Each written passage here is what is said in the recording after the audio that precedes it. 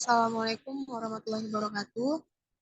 Sebelumnya kami dari perwakilan kelompok 9 di sini akan mempresentasikan hasil dari pendataan survei data demografi dan kesehatan di wilayah RW 14 Kelurahan Kandis Kota, Kecamatan Kandis, Kabupaten Siak. Next.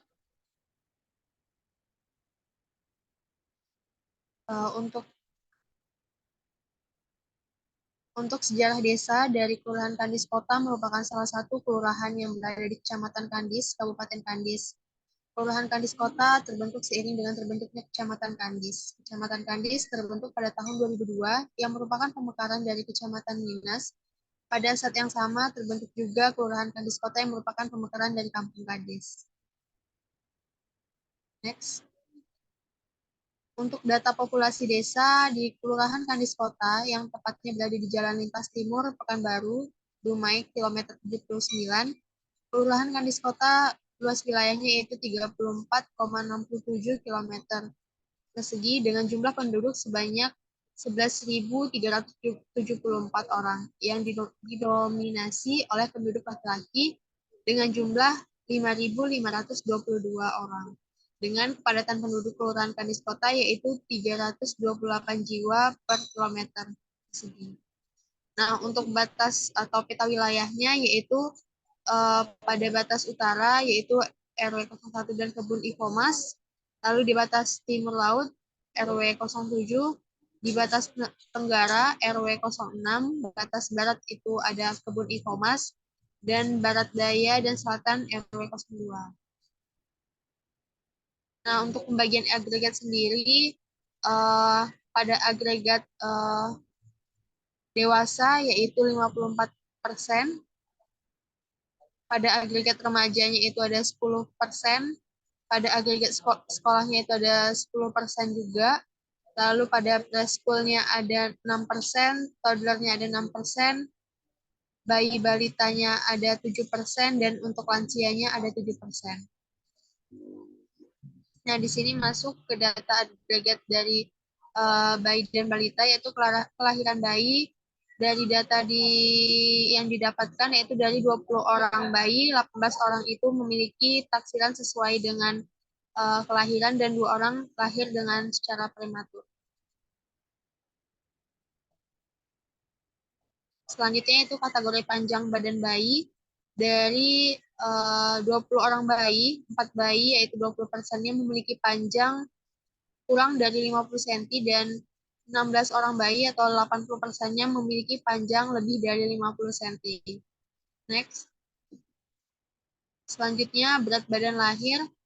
Dari 20 orang bayi, 2 orang bayi atau 10%-nya memiliki berat kurang dari 2,5 kg dan 18 bayi atau 90%-nya itu memiliki berat lebih dari 2,5 kg. Selanjutnya itu status gizi bayi. Dari data yang dihasilkan yaitu 20 orang bayi, 19 orang bayi status gizi bayinya itu normal, yaitu 90%-nya, dan 1 orang bayi atau 5%-nya itu status gizinya tidak normal. Lanjut, konsumsi ASI eksklusif hingga usia. Dari 20 orang bayi, 5 orang bayi atau 25%-nya mengkonsumsi ASI eksklusif hingga usia kurang dari 6 bulan. 5 orang bayi atau 25%-nya mengkonsumsi ASI eksklusif hingga 6 bulan, dan 10 orang bayi atau 50%-nya mengkonsumsi ASI eksklusif hingga usia lebih dari 6 bulan. Next.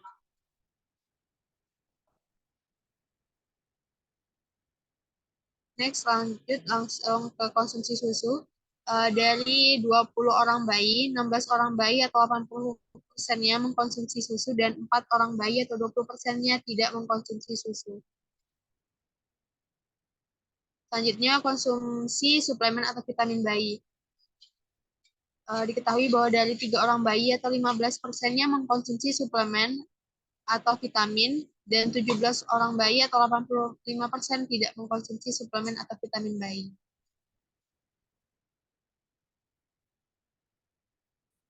Nah, selanjutnya itu penanganan jika terjadi masalah gizi.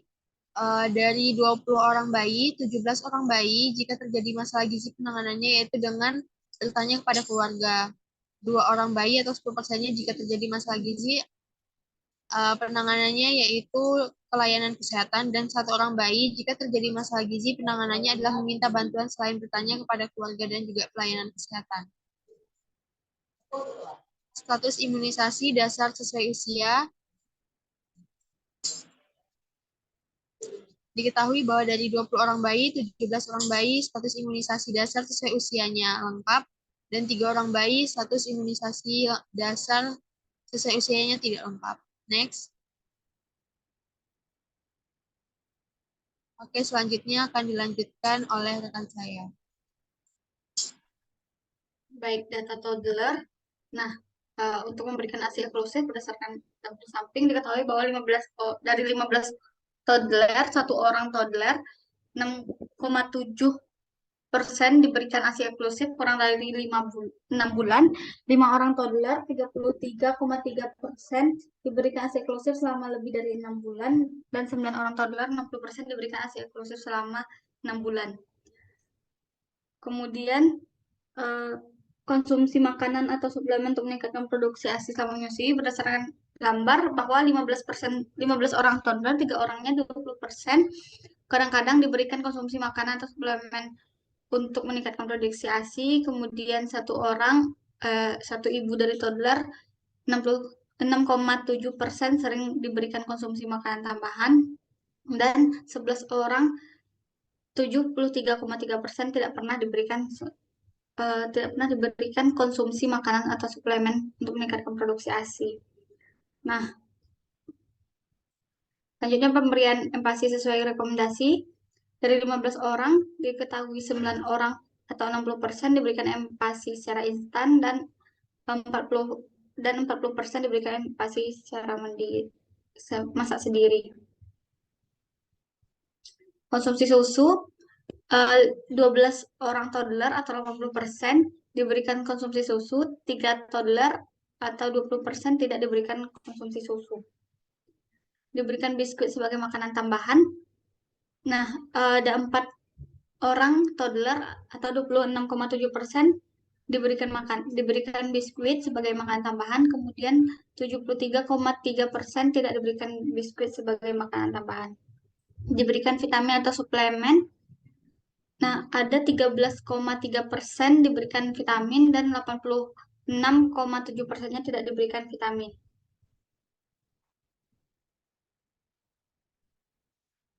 Nah, selanjutnya penanganan jika terjadi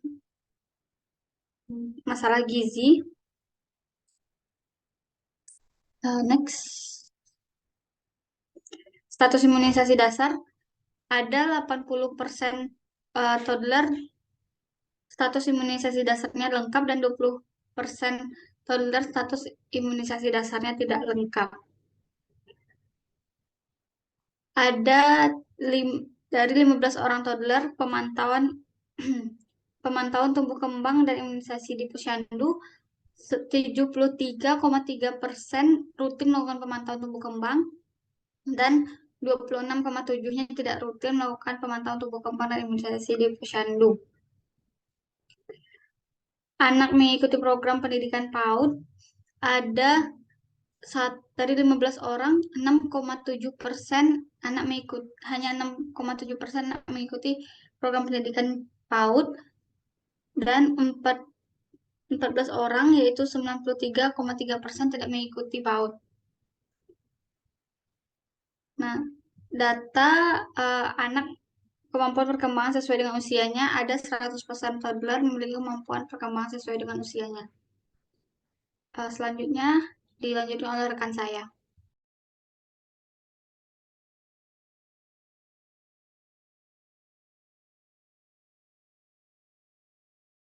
Oke, baik, untuk data school yang pertama ada kita lihat konsumsi jajanan instan. Di sini ada 16 orang, 6 orang diantaranya atau sebanyak 37,50% mengonsumsi jajanan instan dengan frekuensi sering. 10 orang atau 62,5% mengonsumsi jajanan instan dengan frekuensi jarang. Untuk jenis makanan diketahui dari 16 orang, 7 orang atau sebanyak 43,8% mengkonsumsi makanan instan, 4 orang atau sebanyak 25,0% mengkonsumsi minuman instan, dan 5 orang atau sebanyak 31,3% mengkonsumsi makanan instan dan minuman instan. Untuk porsi makanan untuk konsumsi susu, dari 16 orang diketahui 11 orang atau sebanyak 68,8% tidak mengkonsumsi susu, 5 orang atau sebanyak 31,3% itu adalah mengkonsumsi susu. Untuk pemberian vitamin dari 16 orang diketahui sebanyak 12 orang atau 75% tidak ada dilakukan pemberian vitamin, sedangkan 4 orang atau sebanyak 25,0% ada pemberian vitamin. Untuk status gizi dari 16 orang anak tersebut 100% normal gizi. Nah, jika terjadi penanganan jika terjadi masalah gizi itu terhadap 16 orang anak, jika terjadi masalah gizi 11 orang atau sebanyak 68,8% responden bertanya ke layanan kesehatan, 4 orang atau sebanyak 25,0% responden bertanya ke keluarga, dan sebanyak 1 orang atau sebanyak 6,8% responden meminta bantuan yang lain. Untuk anak yang mengikuti program pendidikan di luar sekolah dasar, dari 16 orang, 15 orangnya atau sebanyak 93,8% tidak mengikuti program pendidikan di luar sekolah, sedangkan 1 orang anak sebanyak 6,3% itu ia mengikuti pendidikan program sekolah. Untuk kegiatan ekstrakurikuler, sebanyak 16 orang anak, ada 15 orang anak atau sebanyak 93,8% tidak mengikuti kegiatan ekstrakurikuler, sedangkan 1 orang anak, sebanyak 6,3% anak mengikuti kegiatan ekstrakurikuler. Untuk penggunaan gawai, dari 16 orang anak, itu setengahnya atau sebanyak 8 orang itu menggunakan gawai akhir minggu, dan setengahnya lagi itu anak setiap hari menggunakan gawai.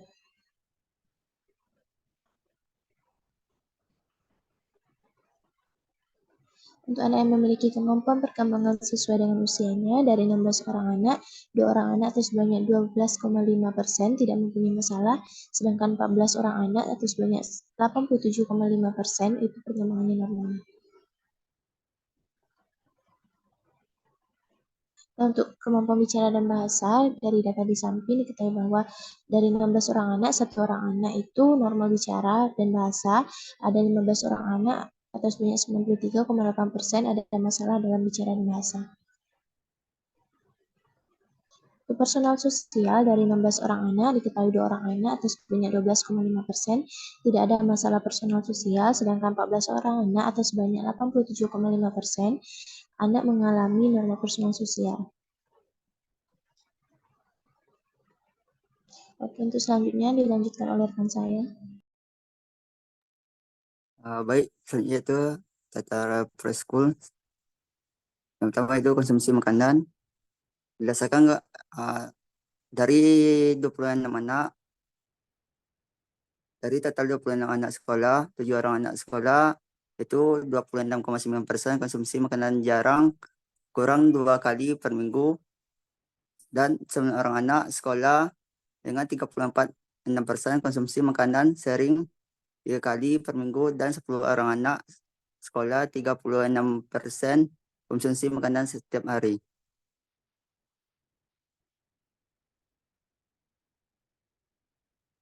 Selanjutnya itu konsumsi susu. Dari 26 anak usia sekolah, 16 orang anak usia sekolah, 61% ia konsumsi susu, dan 10 orang anak usia sekolah dengan 38,5% tidak konsumsi susu.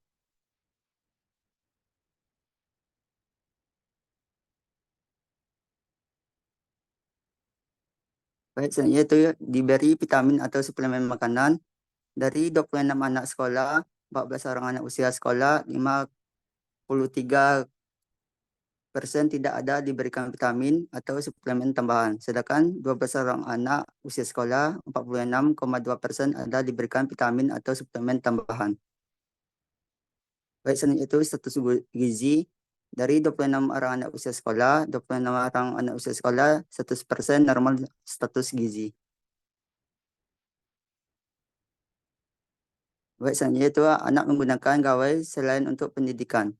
Dari 26 orang anak sekolah, 11 orang anak sekolah dengan 42,3% setiap hari anak menggunakan gawai selain untuk pendidikan. Sedangkan 15 orang anak sekolah dengan 57,7% akhir minggu anak menggunakan gawai selain untuk pendidikan. Selanjutnya, apakah anak mengalami pubertas? Dari 26 anak sekolah, 25 anak sekolah dengan 96,2% belum mengalami pubertas dan satu anak sekolah dengan 3,8% sudah mengalami pubertas. Selanjutnya itu anak memiliki kegiatan dari 26 anak sekolah, 21 anak sekolah dengan 80,8% yang memiliki kegiatan dan 5 anak usia sekolah dengan 19,2% tidak memiliki kegiatan. Selanjutnya kita masuk ke data remaja.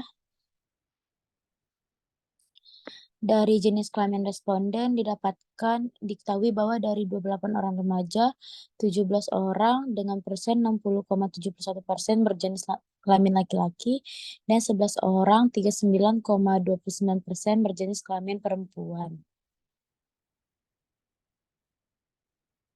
Selanjutnya, data konsumsi susu. Berdasarkan dari 28 orang responden, sudah tidak mengonsumsi susu.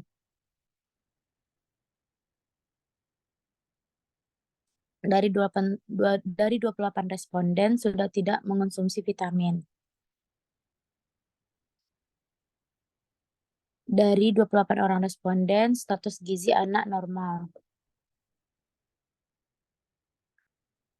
Selanjutnya, dari data penanganan masalah gizi didapatkan 25 orang anak dengan 89,9% keluarga menangani masalah gizi ke pelayanan kesehatan dan 3 orang dengan 10,71% keluarga menangani masalah gizi ke pelayanan kesehatan. Untuk data kegiatan di luar sekolah dengan 28 responden tidak mengikuti kegiatan di luar sekolah. Untuk data penggunaan gadget didapatkan 16 orang dengan 57,14% anak menggunakan gadget kurang dari 5 jam dan 12 orang dengan 42,86% anak menggunakan gadget 5-10 jam. Berdasarkan data di atas didapatkan 100% anak remaja wanita tidak mengalami anemia.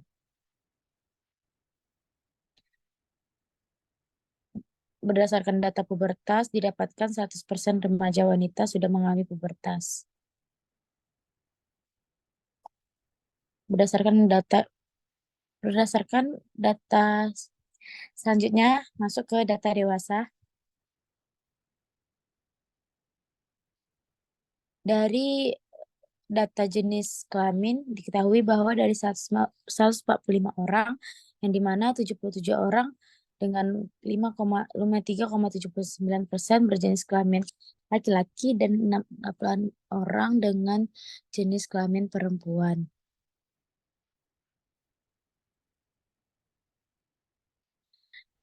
Dari data frekuensi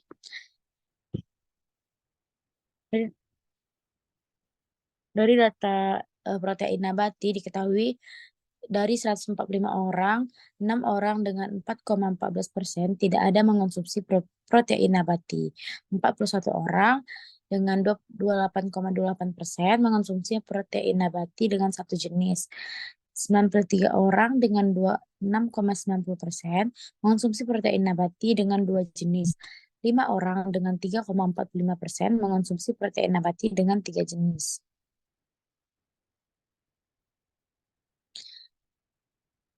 Dari data makan sayur didapatkan 5 orang tidak ada mengonsumsi sayur, 14 orang mengonsumsi sayur dengan satu jenis, 48 orang mengonsumsi sayur dengan dua jenis, 55 orang mengonsumsi sayur dengan 3 jenis, 15 orang mengonsumsi sayur dengan 4 jenis, dan 8 orang mengonsumsi sayur dengan 5 jenis. Dari data makan buah, diketahui bahwa dari 145 orang, 30 orang tidak ada mengonsumsi buah, 30 orang mengonsumsi buah dengan satu jenis, 49 orang mengonsumsi dengan dua jenis, 25 orang mengonsumsi sayur dengan 4 jenis, dan next.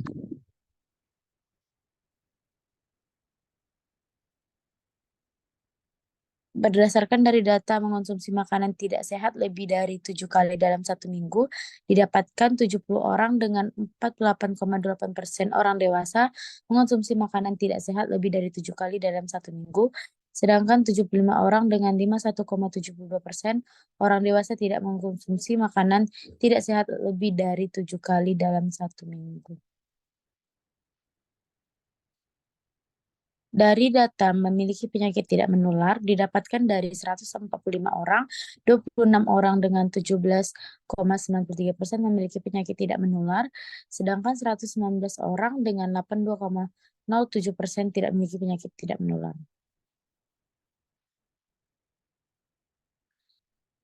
Dari data aktivitas menjaga kesehatan fisik yang dilakukan, 8 orang dengan 5,52% ada menjaga kesehatan fisik yang dilakukan, 137 orang dengan 94,48% tidak ada menjaga kesehatan fisik yang dilakukan. Dari data frekuensi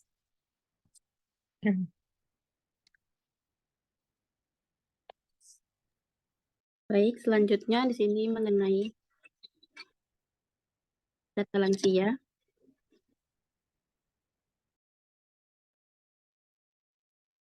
Hasil pendataan distribusi penduduk menurut jenis kelamin berdasarkan didapatkan hasil 18 lansia dan 9 orang sebanyak 50% adalah perempuan dan 9 orang sebanyak 50% adalah laki-laki. Selanjutnya data konsumsi makanan berdasarkan gambar tersebut diketahui bahwa kurang dari 3 kali dalam 2 minggu sebanyak 3 orang sebanyak 16,67% lansia mengonsumsi protein dan kurang dari 3 kali dalam seminggu 15 orang lansia mengkonsumsi protein di RW 14 Kelurahan Panas Kota.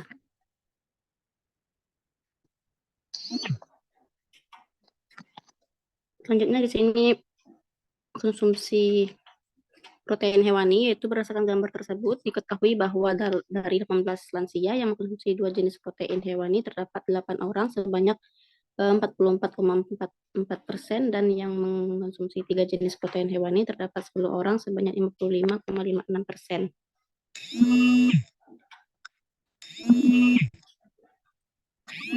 Selanjutnya ada frekuensi makan protein hewani, yaitu berdasarkan gambar tersebut diketahui bahwa dari 18 lansia, frekuensi lansia yang jarang memakan protein terdapat 3 orang sebanyak 16,67%, yang mengatakan sering terdapat 11 orang 61,11%, dan yang mengatakan selalu terdapat konsumsi protein hewani sebanyak 4 orang 22,22%.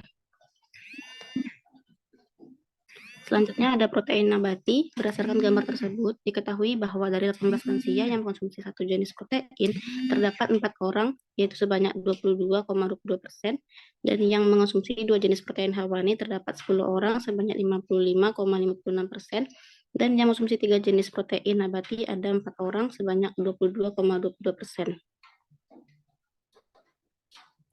Selanjutnya data mengkonsumsi sayur. Berdasarkan gambar tersebut diketahui bahwa dari 18 lansia yang mengkonsumsi satu jenis sayur terdapat 2 orang yaitu sebanyak 11,11% dan 2 jenis sayur terdapat 5 orang sebanyak 27,78% dan yang mengkonsumsi 3 jenis sayur terdapat 11 orang sebanyak 61,11%. Selanjutnya data mengkonsumsi buah. Berdasarkan gambar tersebut diketahui bahwa sebanyak satu jenis buah terdapat 6 orang sebanyak 33,33% dan 2 jenis buah terdapat 6 orang 33,33% dan yang mengkonsumsi 3 jenis buah terdapat 3 orang 33,3%. Selanjutnya di sini ada konsumsi makanan tidak sehat. Berdasarkan gambar tersebut diketahui bahwa 18 lansia mengatakan iya untuk konsumsi makanan tidak sehat terdapat 1 orang yaitu 5,56% dan yang mengatakan tidak terdapat konsumsi makanan tidak sehat sebanyak 17 orang. Selanjutnya di sini ada penyakit tidak menular. Berdasarkan gambar tersebut diketahui bahwa dari 18 lansia menderita hipertensi sebanyak 10 orang sebanyak 55,56%, diabetes sebanyak 3 orang 16,67%, prostat sebanyak 1 orang yaitu 5,56%, dan yang tidak memiliki penyakit tidak menular terdapat 4 orang sebanyak 22,22%. Selanjutnya di sini ada aktivitas menjaga kesehatan. Berdasarkan gambar tersebut diketahui bahwa dari 18 lansia yang ada menjaga kesehatan terdapat 2 orang yaitu sebanyak 11,11%, dan yang mengatakan tidak ada terdapat menjaga kesehatan yaitu 16 orang sebanyak 88,89%. Selanjutnya di sini ada frekuensi olahraga. Berdasarkan gambar tersebut diketahui bahwa dari 18 lansia yang jarang olahraga terdapat 1 orang sebanyak 5,6%, dan yang selalu terdapat 1 orang, dan yang juga mengatakan tidak ada frekuensi olahraga yaitu sebanyak 16 orang 88,89%. Selanjutnya ada memantau kesehatan. Berdasarkan gambar tersebut diketahui bahwa dari 18 lansia terdapat 1 orang sebanyak 5,56% mengatakan rutin melakukan pemantauan kesehatan, dan yang mengatakan tidak pernah memantau kesehatan sebanyak 17 orang yaitu 94,44%. Selanjutnya ada pendidikan lansia. Berdasarkan gambar di atas diketahui bahwa dari 18 lansia 5 orang sebanyak 28% lansia tidak tamat SD, 11 orang 61% lansia tamat SD atau sederajat, dan 2 orang sebanyak 11% tamat SMP ataupun sederajat. Selanjutnya untuk pekerjaan lansia, berdasarkan gambar di atas diketahui dari 18 lansia, 5 orang sebanyak 28% tidak bekerja, 6 orang sebanyak 33% bekerja sebagai pedagang, 3 orang sebanyak 17% bekerja sebagai buruh, dan 4 orang sebanyak 22% bekerja sebagai petani. Selanjutnya untuk penghasilan lansia, berdasarkan gambar di atas diketahui bahwa penghasilan dari 18 lansia yaitu 5 orang sebanyak 28% lansia tidak berpenghasilan ataupun tidak bekerja, dan 8 orang sebanyak 44% lansia memiliki penghasilan 1 sampai 1,5 juta per bulan, dan 3 orang sebanyak 17% lansia memiliki penghasilan 2 juta per bulan, dan 2 orang sebanyak 11% lansia memiliki penghasilan lebih dari 2 juta per bulan. Selanjutnya ada konsumsi garam. Berdasarkan gambar di atas, diketahui bahwa dari 18 lansia, 3 orang sebanyak 17% lansia mengonsumsi makanan rendah garam, 4 orang sebanyak 22% lansia mengonsumsi makanan garam sedang, dan 11 orang sebanyak 61% lansia mengonsumsi makanan tinggi garam.